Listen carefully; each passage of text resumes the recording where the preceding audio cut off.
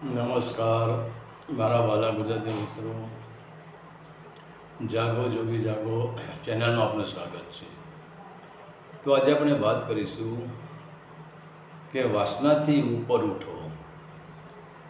હવે આજે આપણે જોઈએ છે કે આપણા જે ધર્માત્માઓ, આપણા જે ગુરુઓ, આપણા સંતો, આપણા સાધુઓ એ આપણને એવું જ શીખવાડી રહ્યા છે કે વાસના એ પાપ છે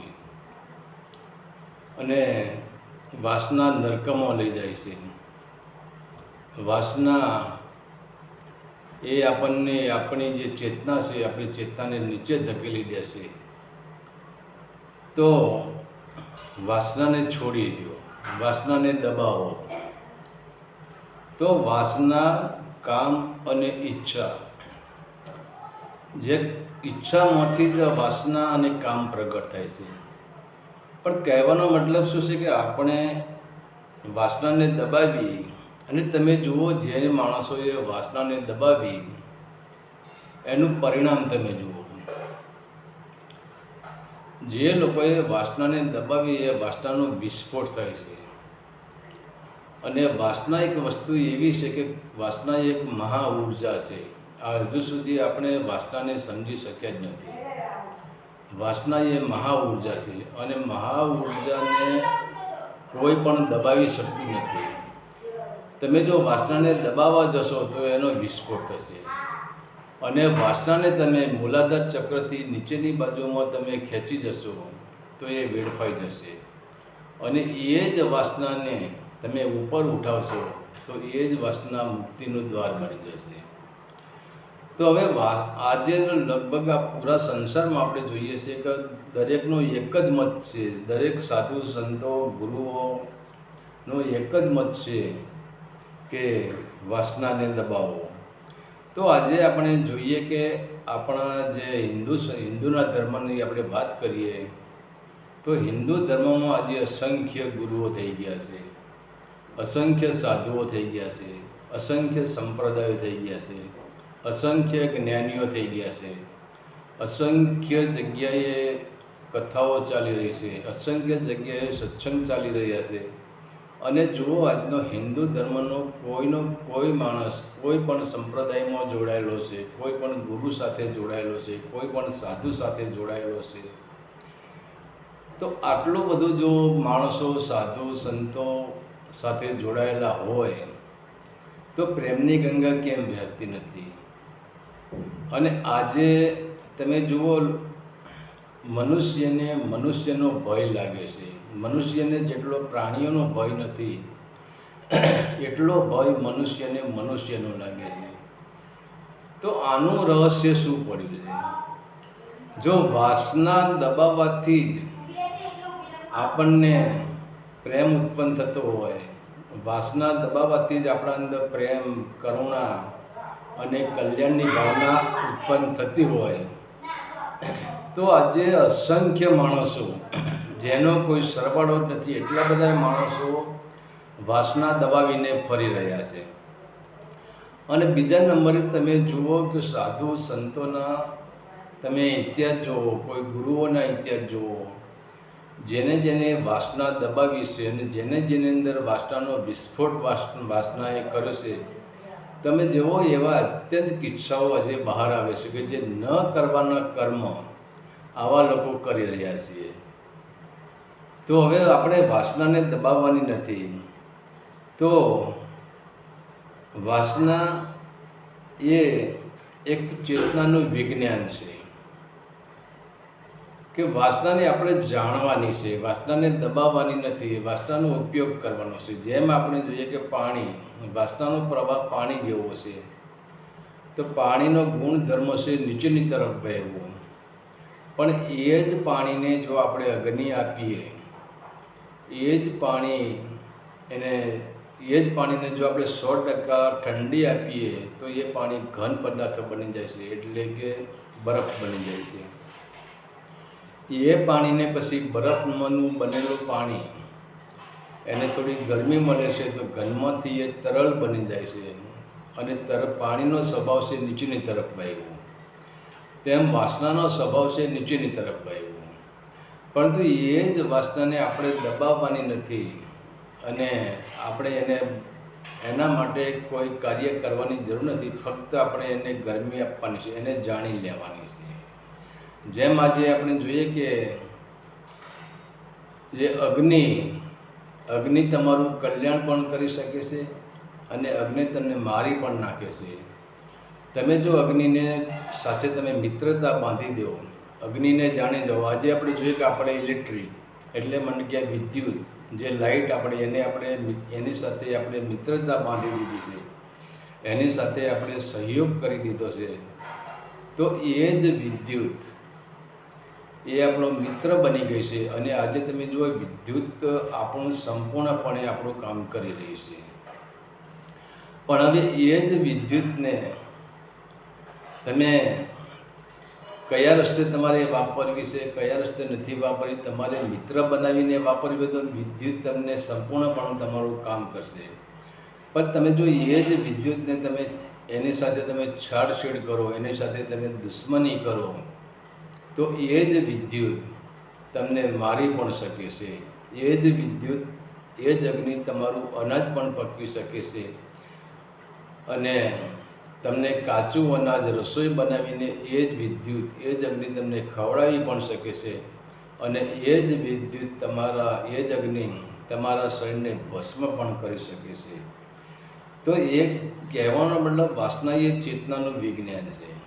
હવે ચેતના ઉપર જેમ જેમ વાસનાનું આવરણ વધતું જાય છે એમ ચેતના મલિન થતી જાય છે. તો હવે આપણે જોઈએ છે કે અહીંયા ઘણા લોકો યોગના માર્ગ ઉપર ચાલી રહ્યા છે, પણ યોગ કહે છે લડો. યોગ વિરુદ્ધાભાસી શબ્દ છે. યોગ આપણને લડવાનું શીખવાડે છે. યોગ કહે છે ક્રોધને મારો, યોગ કહે છે કામને મારો. તો હવે આપણે જો વાસનાને મારવાની કોશિશ કરીએ તો એ આપણા માટે અશક્ય છે. કામને મારવાની કોશિશ કરીએ તો એ અશક્ય છે. ક્રોધને મારવાની આપણે આશા રાખીએ તો એ વસ્તુ અશક્ય છે. કેમ કે આપણે પહેલાં એને જાણવું પડે. કોઈ પણ સાથે આપણે કોઈને મારવો હોય તો એને પહેલાં જાણી લેવું પડે અને જાણ્યા પછી આપણે એની સાથે એની મારવાની વાત તો એક બાજુ, પણ એની સાથે આપણે મિત્રતા કરી દેવાની છે, એની સાથે આપણે હોશમાં આવી જવાનું છે, એની સાથે આપણે જાગૃતિમાં આવી જવાનું છે. કેમ કે તમે જુઓ વાસના તે શત્રુનો આપણે એક વિચાર કરી લો કે આપણી પાસે વાસના એક ઘોડો છે, વાસના એક ઘોડો છે, વાસના એક યંત્ર છે, વાસના એક સાધન છે. તો હવે એ જ વાસનારૂપી ઘોડા ઉપર બેસીને આપણે નીચેની તરફ પણ પ્રયાણ કરી શકીએ છીએ અને એ જ વાસનારૂપી ઘોડા ઉપર આપણે ઉપરની તરફ પણ પ્રયાણ કરી શકીએ છીએ. માનો કે એ જ એક ઘોડો કોઈ શિકારી પાસે હોય, કોઈ પારધી પાસે હોય, તો તમે વિચાર કરો કે એ પારધીના મગજમાં સંપૂર્ણ હિંસાની વાસના ભરેલી છે. તો એ જ ઘોડો શિકાર માટે દોડશે. એ જ ઘોડો ઘણા પશુ પંખી પ્રાણીઓના જીવ પણ લઈ લેશે. પણ એ ઘોડો એનો એ જ છે, પણ એના પર અસવાર બદલાઈ ગયો, તો એના પર કોઈ ધર્માત્મા આવીને બેસી ગયો તો એ ઘોડો કોઈનો જીવ બચાવવાના પણ કામમાં આવશે. તો હવે આપણે સવાલ શેનો છે? ઘોડો તો એક જ છે, પણ અહીંયા સવાલ આપણી સાથે આપણો સવાલ એ થાય છે કે લગામ. હવે લગામનો સવાલ છે. હવે અહીંયા આપણી મોટી બેહોશી, મોટી તકલીફ, મોટી બેદરકારી, જે આપણા સાધુને કહીએ, સંતોને કહીએ, ગુરુઓને કહીએ કે જેને કહીએ એને, મોટી બેદરકારી એ જ છે કે એમને કીધું કે વાસનાને દબાવો. તો હવે અહીંયા જે આપણું જે મન છે, આપણી જે ઉર્જા છે, હવે ખરેખર તો વાસના ઘોડો છે ને ઘોડા પર આપણે બેસવાનું છે, પણ અહીંયા ઉલટું થઈ ગયું છે. અહીંયા આપણે સ્વયં ઘોડો બની ગયા છીએ. આપણી 5 જ્ઞાનેન્દ્રિયો, 5 કર્મેન્દ્રિયો એ તમે જુઓ આપણા હાથની કંઈ વાત જ નથી. આપણે સ્વયં ઘોડો બની ગયા છે એટલે વાસનાઓ આપણા ઉપર અસવાર થઈ ગઈ છે. તો વાસના આપણે જો કે હાલ આપણે કોઈ પણ કાર્ય કરીએ તો આપણે કોના કહેવાથી કરીએ છીએ?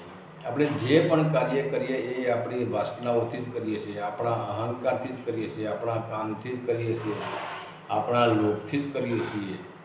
કોઈ માણસને લોભ, કોઈ લોભી માણસ હોય અને એ કોઈ પણ એને 100 રૂપિયાનો ફાયદો થતો 100 રૂપિયાના ફાયદા માટે કોઈ પણ કાર્ય કરવા માટે તૈયાર છે.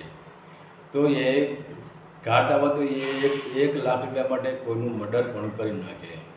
તો મર્ડર કરાયું કોને? કે જ્યારે એના ઉપર લોભનો ઘોડો અને એને ઘોડો બન્યો અને લોભ એના ઉપર અસવાર થઈ ગયો, ત્યારે મર્ડર થયું. તમે કામ વાસનામાં એવું છે, કામ વાસના એ તમે પોતે ઘોડો જ બની જાઓ અને કામ વાસના તમારા ઉપર અસવાર થઈ જાય અને ત્યારે કહેવાય છે કે એ કામ વાસના તમારી 5 જ્ઞાનેન્દ્રિયો, 5 કર્મેન્દ્રિયો અને 4 અંતકરણને એ ચગડોળે ચડાવે છે અને છેવટે એ કામ વાસનાનું એવું ફળ મળે છે કે કોઈ પણ પ્રકારની વાસનાઓ એ લક્ષ્મણ રેખાની બહાર નીકળી જાય છે. જેમ એક વિશે જેમ રાઇફલમાં ગોળી ભરેલી છે ત્યાં સુધી વાંધો નહીં, પણ એનો ટ્રિગર દબાવી જાય છે, પછી ગોળી પર આપણો કંટ્રોલ રહેતો નથી.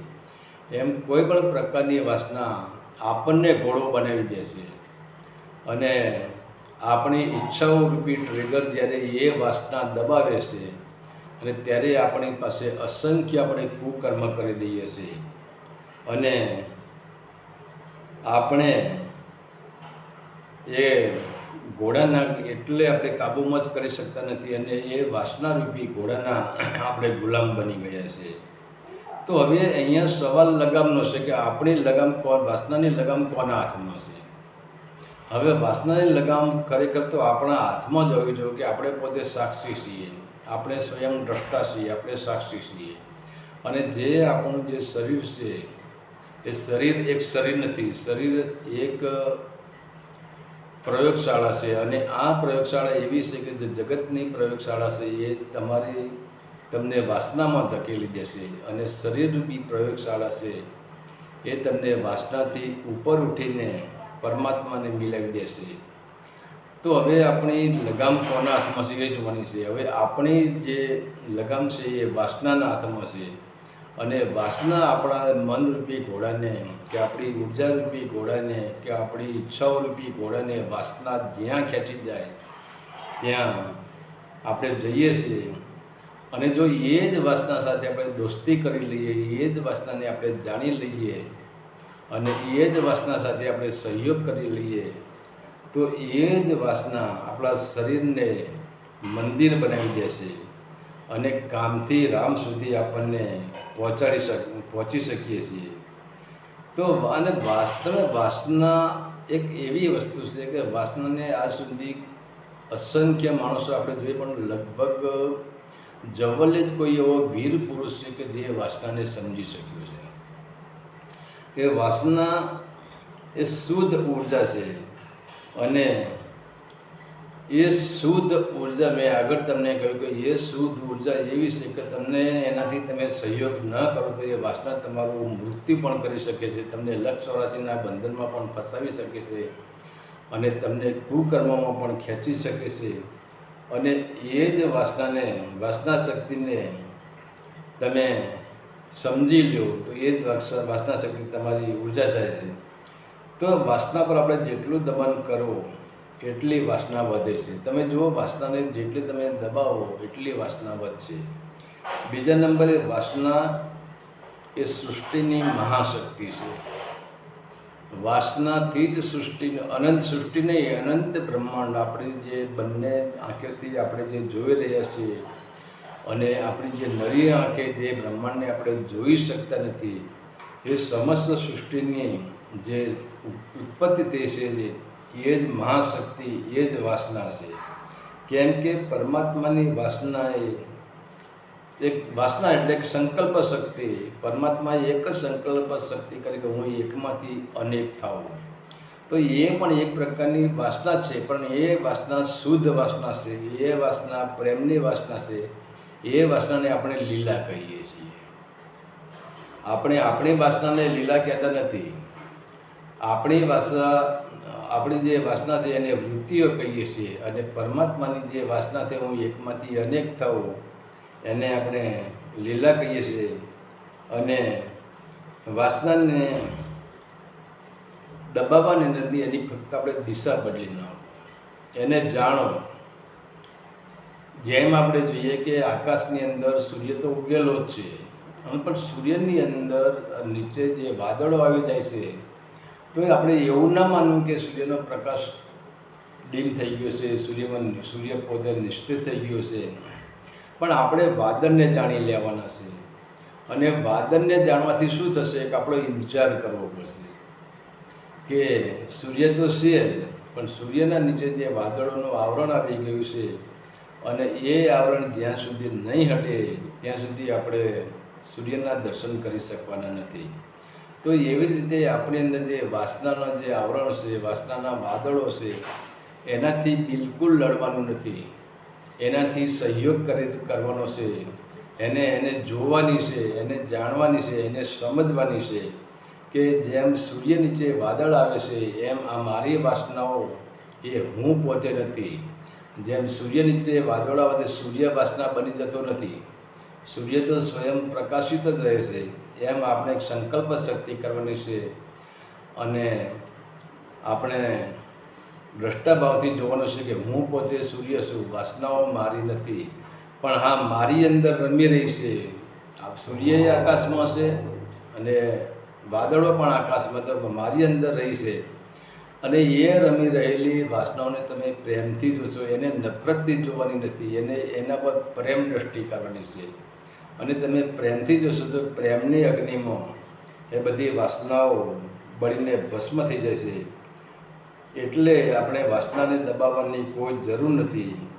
અને બીજા નંબરે આપણે જે નીચે વહેતી વાસનાઓ એને આપણે ઉપર ચડાવવાની છે, અને નીચે જે વાસના વહે છે એને આપણે ભોગ કહીએ છીએ, અને જે વાસના આપણને ઉપર ચડાવે છે એને આપણે યોગ કહીએ છીએ.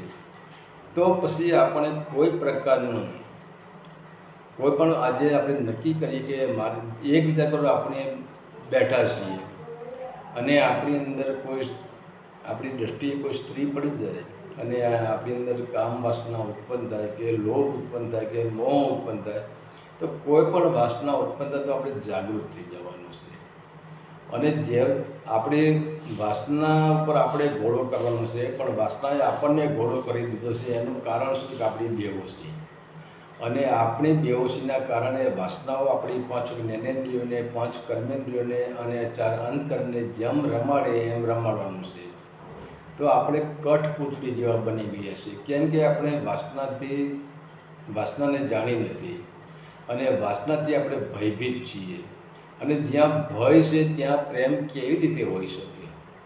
તો વાસનાથી જે આપણો વાસનાનો ભય, અને તમે જુઓ આજે ઘણા સંપ્રદાયોમાં, ઘણા ગુરુઓમાં તમે જ્યારે ગુરુ કરાવો ત્યારે એક જ શબ્દ કહે છે કે તમે બ્રહ્મચર્યની પ્રાપ્તિ કરો, તમે વાસનાથી મુક્ત થઈ જાઓ, તમે કામથી મુક્ત થઈ જાઓ, તમે ઈચ્છાથી મુક્ત થઈ જાઓ, તમે વાસનાઓથી મુક્ત થઈ જાઓ.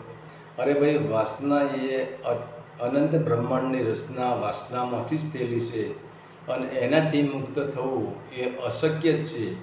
પણ હવે આપણે એને જાણવાની છે, અને એને જાણીને એ વાસનાનો પ્રવાહ શું છે? વાસનાના 2 પ્રવાહ છે. વાસનાને જેમ કે પાણીના 2 પ્રવાહ છે, પાણીનો ગુણધર્મ છે નીચે વહેવો, એમ વાસનાનો ગુણધર્મ છે નીચે વહેવો. પણ હવે એ જ પાણીને આપણે આકાશમાં ચડાવવાનું છે. તો એ જ વાસનાને આપણે મૂલાધાર ચક્રથી, જેને આપણે કુંડલીની શક્તિ કહીએ છીએ, કુંડલીની શક્તિથી આપણે એ વાસનાને ઉપર ચડાવવાની છે. અને આપણી અંદર જે મહાઉર્જા કુંડલીની શક્તિ પડી છે એને જાગૃત કરવામાં 100% સહાય વાસના જ કરે છે. પણ હવે એ વાસનાને આપણે જાણી શક્યા નથી. તો હવે એ વાસનાને આપણે ઉપર ચડાવવાની છે. તો હવે એને જાણવાની જરૂર છે. એના માટે મૂળ બંધ બાંધવાની જરૂર છે.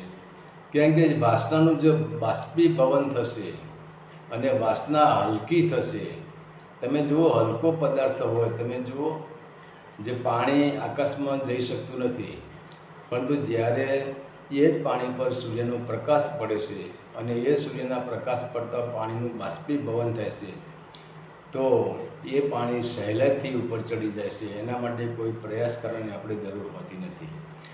એવી જ રીતે વાસનાને આપણે જાણવાની છે, અને વાસનાને જાણ્યા પછી આપણે જાગૃત થઈ જવાનું છે, આપણે હોશમાં આવી જવાનું છે, અને એક દૃઢ સંકલ્પ શક્તિ કરવાની છે. અને ધીરે ધીરે આપણે પછી એ સંકલ્પ શક્તિ કર્યા પછી આપણે છેલ્લે વાસનાને ગરમી આપવાની છે. હવે તમે તો કહો કે આ વાસના થોડી બહાર પડે છે એને ગરમી આપીએ, પણ આપણે અંદર ગરમી આપવાની છે. મૂલાધાર ચક્રની અંદર આપણે ગરમી આપવાની, કે જ્યાંથી આપણી વાસના નીચે જાય છે. તો હવે પહેલું જ આપણું જે ચક્ર છે મૂલાધાર ચક્ર, અને મૂલાધાર ચક્ર એ જ કામ વાસનાનું ચક્ર છે. પણ હવે એ ચક્રને તમે જાગૃત કરી લો, એ ચક્ર પર તમે હોશમાં આવી જાઓ, એ કુંડલીની શક્તિ પર તમે હોશમાં આવી જાઓ, અને ત્યાં તમારે કોઈ મંત્રની જરૂર નથી, કોઈ શબ્દની જરૂર નથી, કે કોઈ પણ પ્રકારનો શબ્દ હોય, કોઈ પણ પ્રકારનો મંત્ર હોય, એ મંત્ર આપણને અંદર લઈ જઈ શકતું નથી. હા, મંત્રથી રાહત મળે છે, પણ કોઈ પણ શબ્દ, કે બંકનાળ અતિ સાંકળી તામે દો ન સમાય, કે બંકનાળ જે આપણે પાછળનો જે હિસ્સો છે એમાં ફક્ત ધ્વનિ જ જઈ શકે છે, ફક્ત પ્રેમ જ જઈ શકે છે, એમાં કોઈ પણ પ્રકારના મંત્રનો શબ્દ જઈ શકતો નથી. તો હવે આપણે શું કરવું છે? આપણે મંત્રની કોઈ જરૂર નથી. આપણે એક શ્વાસથી મોટો કોઈ મંત્ર નથી આ જગતમાં, અને જે શ્વાસનો મંત્ર છે એ સ્વયં પરમાત્માએ જ આપેલો છે. તો આપણે બીજા મંત્રમાં ક્યાંય ભટકવાની જરૂર નથી.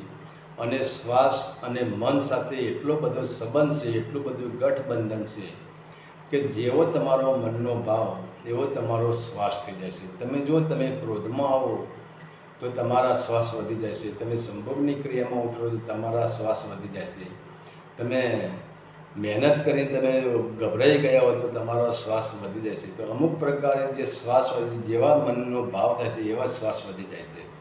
તો પણ તમે જો કોઈ દિવસ તમે આનંદમાં હોય, નીરવ શાંતિમાં હોય, ત્યારે તમે તમારા શ્વાસ તમે જોજો. પહેલાં તમારે 1 મિનિટમાં 15થી 20 શ્વાસ લેવા પડશે. અને આ તમે પ્રેમથી જ્યારે તમારા કોઈ પીયુ મિલનમાં તમે કોઈ સત્સંગ સાંભળતા હોય, કોઈ સત્સંગની કેસેટ જોતા હોય, અને જ્યાં તમારો પ્રેમ ઉત્પન્ન, તમે નૃત્ય કરતા હોય, કોઈ સંગીત સાંભળતા હોય, કોઈ નૃત્યકારને તમે જોતા હોય, કોઈ કુદરતી સૌંદર્ય જોતા હોય, અને જ્યાં તમારો પ્રેમ ઉત્પન્ન થઈ જાય ત્યાં તમે શ્વાસ ઉપર માર્જિંગ કરજો. પહેલાં 17 શ્વાસ જશે અને ફક્ત 7 શ્વાસ જશે, 10 શ્વાસ કપાઈ જશે. કેમ કે જેટલા 10 શ્વાસ કપાઈ ગયા, જે 7 શ્વાસ ગયા આપણા, એ 7 શ્વાસ આપણને શું બતાવે છે? કે આપણા મગજની શુદ્ધિકરણ બતાવે છે. અને જેટલું મગજ શુદ્ધિકરણ થશે એટલા આપણા શ્વાસ ઓછા વપરાશે. અને એ જ શ્વાસ અને ત્રીજા ત્રિકુટીનું જે ધ્યાન એક અગ્નિ છે, અને શ્વાસ એક પવન છે. અને એ જ પવન અને અગ્નિ તમે જુઓ, જ્યારે અગ્નિ બળતી હોય અને એ જ અગ્નિમાં પછી પવન સુસવાટા મારે, એ અગ્નિને પવન સાથે સહયોગ થાય તો અગ્નિ ભભૂકી ઉઠે છે. તો એ જ આપણે ધ્યાન અને આવતા જતા જે શ્વાસ છે એને સાથે આપણે એકાગ્રતા કરવાની છે. અને એ જ આપણો યજ્ઞ જે આપણો મૂલાધાર ચક્રમાં થશે. અને મૂલાધાર ચક્રમાં થયા પછી પહેલી શરૂઆતમાં તો જે આપણી કુંડલીની શક્તિ છે, એ કુંડલીની શક્તિ જેને જે કે આપણા મહાયજ્ઞમાં જ્યારે આપણું પહેલું જ આપણું કર્મ છે કે મૂલાધાર ચક્ર છે, કામ વાસનાનું ચક્ર છે, અને એનાથી જ આપણી બધી ઉર્જા બહાર નીકળી જાય છે. આપણી વાસનાઓમાં આપણે ફસાઈ જઈએ છીએ. તો એ વાસનાનો મહાયજ્ઞ આપણે કરશું તો પહેલું જ આપણને પગથિયું મળશે કે આપણે કામ વાસનાથી આપણે મુક્ત થઈ જઈશું, અને સંપૂર્ણપણે આપણને બ્રહ્મચર્યની ઉત્પત્તિ થશે. તો આવી રીતે આપણે વાસનાને દબાવવાની નથી, અને વાસના સાથે લડવાનું પણ નથી. ફક્ત વાસના સાથે સહયોગ કરી લેવાનો છે, વાસના સાથે મિત્રતા કરી લેવાની છે.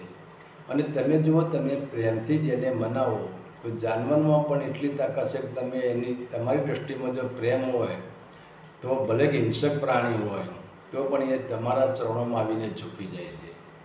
તો એવી રીતે વાસના વાસના એક હિંસક પ્રાણી, આમ તો હિંસક પ્રાણી છે જ નહીં વાસના, પણ આપણે વાસનાને સમજી શક્યા નથી એટલે આપણે વાસનાને હિંસક પ્રાણી કહીએ છીએ. પણ એ જ વાસના સાથે તમે પ્રેમથી રમો, પ્રેમથી ખેલો, પ્રેમથી જુઓ, પ્રેમથી એના દર્શન કરો અને વાસનાને પ્રેમ આપો.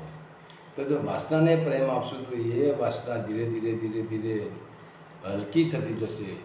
અને જેમ વાસના હલકી થતી જશે એમ આકાશમાં જેમ સૂર્ય છે અને સૂર્ય સાથે જે વાદળો ધીરે ધીરે નીકળી જાય છે અને સૂર્ય સ્વચ્છ થઈ જાય છે, એમ આપણી જે ચેતના શક્તિ છે એ ચેતના શક્તિ ઉપરથી વાસના હલકી થઈ જશે. અને ધીરે ધીરે જેમ વાદળો હટતો સૂર્ય આપણને સ્વચ્છ દેખાય છે અને સૂર્ય સ્વયં પ્રકાશી છે, એમ આપણને પણ દેખાશે કે આપણી ચેતના સ્વયં પ્રકાશી છે. અને ત્યારે પછી તમે ધ્યાન આપો કે આપણી જે કરોડરજ્જુ છે અને વાસનાઓ જ્યારે હલકી બને છે, વાસનાઓ શુદ્ધ બને છે અને વાસના જ્યારે પ્રેમમાં ફેરવાઈ જાય છે, ત્યારે પછી જ્યારે વાસના પ્રેમમાં ફરી જશે ત્યારે પછી કોઈ વાસના રહેતી નથી. પછી શુદ્ધ પ્રેમ ઉત્પન્ન થાય છે. અને એ શુદ્ધ પ્રેમ પછી જ્યારે આપણી પાસે જેને આપણે રીઢની હડ્ડી કહીએ છીએ, જેને આપણે સૂક્ષ્મ નાડી કહીએ છીએ, એના અંદર તમને જો ખ્યાલ હોય તો, તમે ધ્યાનમાં બેસતા હોય તો, તમે હોશમાં હોય તો, તમે જાગૃતિમાં હોય તો તમને ખ્યાલ આવશે કે આપણી પાછળ જેમ કાન ખજૂરો આપણે શરીર ઉપર ચડતો હોય એવો આપણને આભાસ થશે. અને જેમ એવું લાગે કોઈ જીવડું આપણી સૂક્ષ્મ નાડીની એ ચડી ગયું છે આપણને એવો આભાસ થશે. અને આપણને ત્યાં એક ગરમી લાગશે અને આપણને એવું લાગશે ગરમ પ્રવાહ નીચેથી ઉપર તરફ જઈ રહ્યો છે. તો હવે વાસનાઓથી આપણે દબાવવાનું નથી, વાસનાથી લડવાનું નથી, વાસના સાથે સહયોગ કરી લેવાનો છે અને ત્યારે જ આપણે વાસનાથી ઉપર ઉઠી શકશું. હરિ ઓમ તત્સત. આદેશના પ્રણામ.